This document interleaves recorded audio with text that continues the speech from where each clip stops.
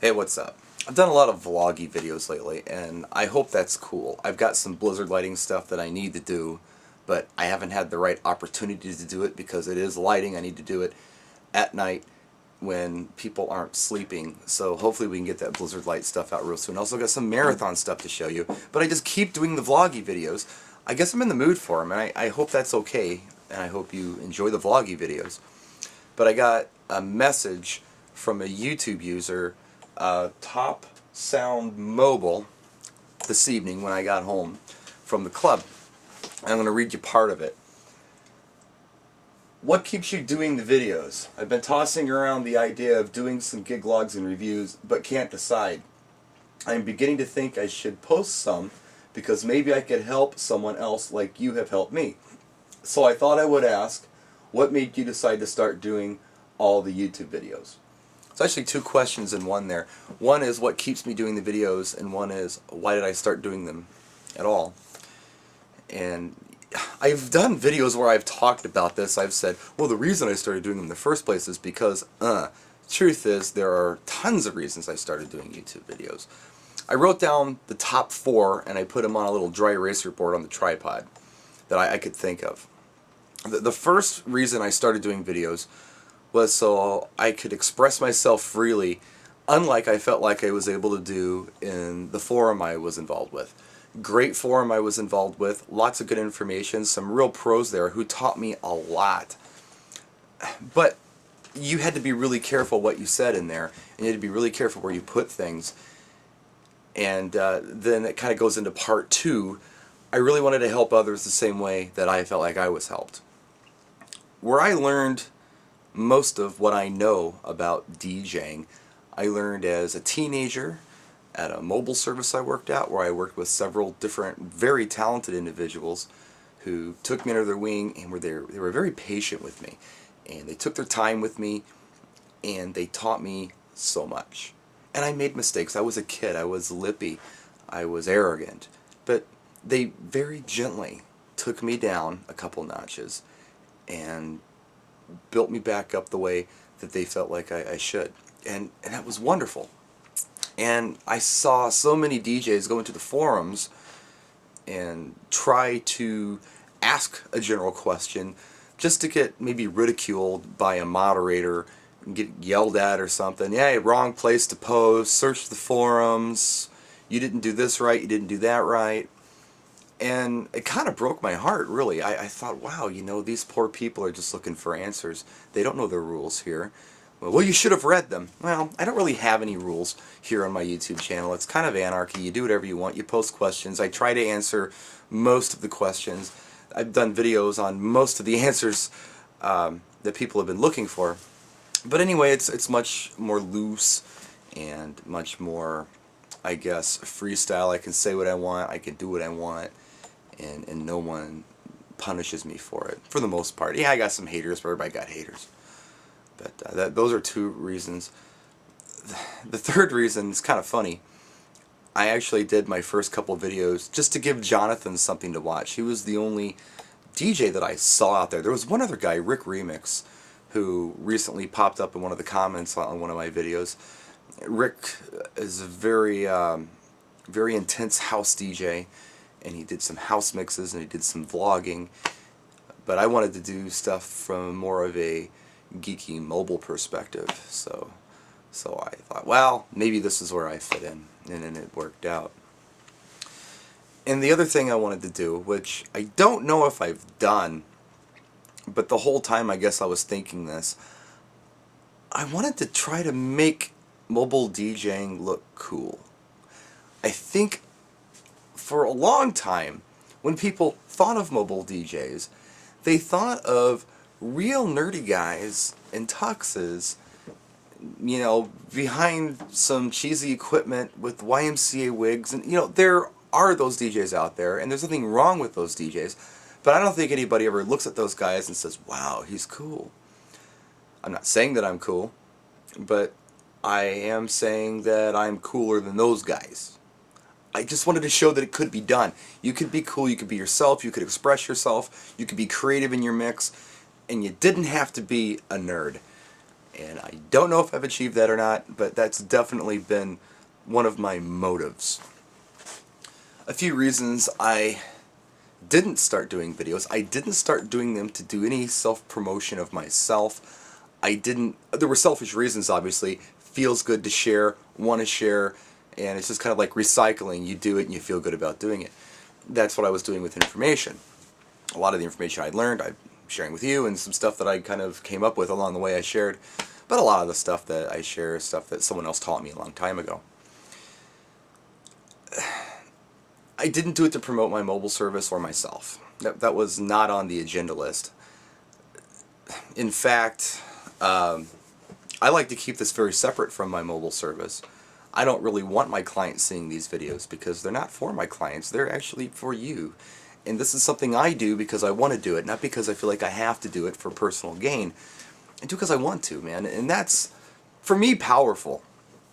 It's opened up doors for me as, I guess, a byproduct of all of this that I never imagined. Someone once said to me, and in fact, I think it was DJ Advice, Morrow, because he's one who always comes up with a great, I guess, what I want to say, Confucius-type saying. I love him. I kind of look up to this guy. He said something to the effect of, the man who asks for nothing gets everything. And I remember that. And boy, it sure worked out for me. I'm doing pretty well. I've got a lot of friends out there around the world now. It's strange because Milwaukee, if you know what my city's like, it's not huge. It's a major city, but it's not Chicago. It's probably a tenth of Chicago, if that. And there are a lot of DJs in this town. But I click with so few. It's a personality thing. There are people like Wavy Davy and I who are complete opposite personalities who have been pretty good loyal friends for 20 years. But, you know, I know a lot of other DJs and I get along with a lot of other DJs, but we don't click. However, I can go to the west coast of the United States and I can click with 30 guys in one room and it's beautiful and I love it and it's fun. I can go to the UK and it's the same thing. You can meet guys like Fosse in Germany where, oh man, I love Fosse. I am not a religious person, but I will have to say that I guess I'm blessed. That's a huge, major, beautiful byproduct of this whole thing. Yes, you make connections on the videos themselves through comments and messages and even on Facebook, but that FaceTime, man, that real face-to-face, shaking hands, watching somebody as they're talking to you and having a real dialogue is man, nothing beats FaceTime. And I'm very thankful for that. You know, not to mention the people who have stepped up and the companies who have stepped up, like American DJ. Wow. I don't do tons of reviews, if you haven't noticed. I do some reviews. And the reason I don't do tons and I don't have 20 different companies that I do videos for is because I feel like I really want to keep the quality up and I'm sincere when I do a tutorial for you and I do a review for you. It's sincere. I'm not going to show you something that maybe I don't believe in or something that I'm getting paid to do. There are no paid advertisements here. This is real. This is how I feel. I always keep it positive, and what I've said sometimes to people who have products, I've said, look, and I don't get offered to review everything for American DJ or anybody else, but I will say, you know, if I don't like something, I'm not going to do a video on it. I can't lie to you. So, I mean, that's just my goofy moral compass that probably doesn't read like a lot of people's compass does, but mine's gotten me by so far, I guess. And I'm rambling, and I apologize. This is very vloggy. One other thing I wanted to mention, and I don't know how relevant this is at all, and it might just be all of a sudden out of left field. Where the hell did this come from, Brian? I've been influenced by a lot of people throughout these past few years, especially since I started doing video. But the one person who's been influencing me a lot that I haven't really mentioned much or in any kind of context where we make a connection with it is Howard Stern. I've got XM. When I bought the big Suburban, it had XM in it. I had like a 350-mile drive, I thought, well, hell, I'll subscribe to XM. Listen to this on the way home. You're between cities a lot on the drive I had to do.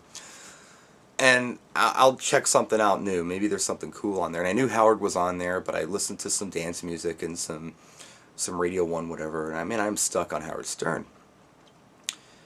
And the more I listen to Howard and the more I learn about Howard, the more I guess I can feel a connection with him. And I'm not saying I'm Stern-ish. I'm definitely not. But one thing that's cool about Howard Stern is I heard a conversation he had with his dad. I think it was last week. It was on one of the Best Of shows. It was so cool because he was saying how his dad was trying to push him into these acting classes or in these speech classes and all of this stuff. And Howard was like, no, I don't want to do that. I want to just be myself. I don't want to do whatever his dad was suggesting he do as a prerequisite to going into broadcasting. I feel the same way. You know, people will say to me, join Toastmasters, which I'm sure is a great idea. I really am. It's a fantastic idea. Or join, you know, like a comedy troupe or whatever. Peter Mary says this, bless you, Peter, I'm glad it works for you. I'm an improv guy, and this is what I like to do. I'm not saying that I don't have a lot of room to learn, because I definitely do. But I'm an improv guy. I don't want to do that. Howard didn't want to do that either. And he's probably one of the most successful guys in broadcasting. And I'm not suggesting I would ever be a success in broadcasting. I'm a moderate success on YouTube, and that's probably all I can hope for. But I connected with that whole vibe. And another thing, I watched Private Parts. It was on HBO On Demand. I hadn't seen it in several years. Oh man, you know, I just remember getting on that microphone for the first time and, hello everybody, welcome to, I think it was Skate Palace or whatever. Welcome to Skate Palace. This is not a projected voice, not anything that anybody would maybe feel was any good. I could barely play my music. I wasn't good on the microphone, but Howard had this, I guess, what do I want to say, artistic development as he went along, and I feel like I have too. Most of it, you know, in my mid to late teens, I had a lot of this, and I still do, but that was like the big leap, you know, right there. That I can relate to in a big way. I can also relate to the fact that he says what he feels. And I think that's what I'm doing now. I'm saying what I feel. I'm not holding back. And the more I hear him talk about not holding back, the more I want to say more stuff. And I want to say what's on my mind and just go with it. The only thing I wish I had that I don't is a Robin. I wish I had a Robin and like a Gary. That would be so cool. And a Fred to play me sound effects and someone to bounce stuff off of me. I'm all by myself here. But I so envy that. But I can so appreciate it. And I so admire that. And that was just out of left field. And I don't know why I did that. I think because I really wanted to do it and I couldn't figure out when to do it. And I don't even know if it's relevant. But that's where I'm at. That's where my brain is at right now. I'm very into the concept of just saying whatever I want to say. I always have, don't get me wrong, but I've been very careful how to craft my words. I do multiple takes with the camera. This is a one-take video. I'm not doing any multiple takes. I want to do more of that. And in fact, just the other day, in fact it was yesterday, I posted a Facebook post and I got in trouble for it.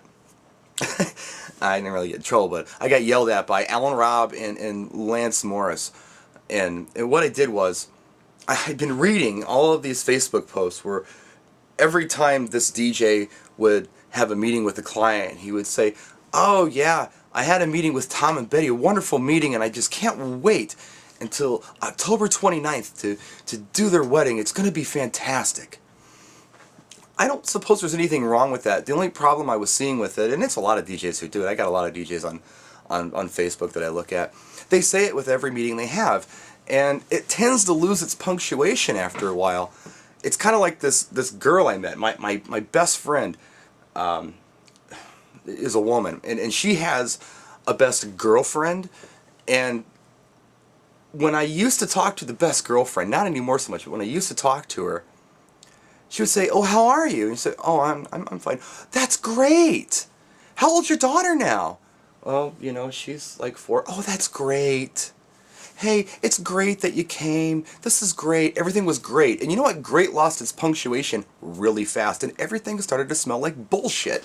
And that's kind of how I felt about these posts that people were putting up. I'm not even sure why they put them up. They put them up, and I think maybe there was a class on this or an article in a magazine where somebody said this was a good idea to do, but it all kind of starts to look like bullshit after a while, and I'm not sure who's reading this or what they feel like they can gain from this. But I did a mock post, like a parody, a satire post, where I'd said something to the effect of, "I just had a typical meeting with bride and groom, Barb and Tommy. I pretended to be very interested in their wedding and sucked the usual client ass like I do at most meetings." And then I wrote below that, "Now I'm posting this and taking complete advantage of social networking, assuming someone's going to care." And below that I wrote, "Now wouldn't that be refreshing to read every once in a while?" I couldn't help myself. I think Howard Stern has possessed me. I just say what's on my mind, and I wrote that in Facebook, and everybody, Lance and Al, got all upset and personally offended, which I don't get. I didn't say it to them. I didn't post it on their page. I didn't mention their name. But there was something about what I had said they identified with, and apparently I insulted all hardworking DJs. And, you know, it's better to do that than to bitch about working so much, which was another one that I was kind of like maybe irked about. Lance said that, and I thought, well, how dare you, Lance? You have no idea what I went through a couple weeks ago when I had posted a few things on Facebook. Some of my friends who know me knew what I was going through that week, which was tons of staffing issues, and I was training people, and gigs were getting canceled, and the new stuff was getting booked, and I was getting just thrown in 800 different directions. Why was I getting thrown in all these directions? Because I bit off more than I could chew? Yeah, kind of, but the reason I did was because I was trying to keep everybody working. I had a lot of people on vacation away from the club, and I try to keep this account because this is a really good account to have when people are maybe a little lean. But everyone took vacation that week, and all I was trying to do was do the best job I could for the club, do the best job I could for my agent and my clients, and it was overload. Complete overload. And on top of that, which nobody could possibly know, I was trying to move Blanca's daughter into her new house. I was trying to do repairs on that and trying to get this place up and running. Plus I got my daughter here, summer vacation, lots going on.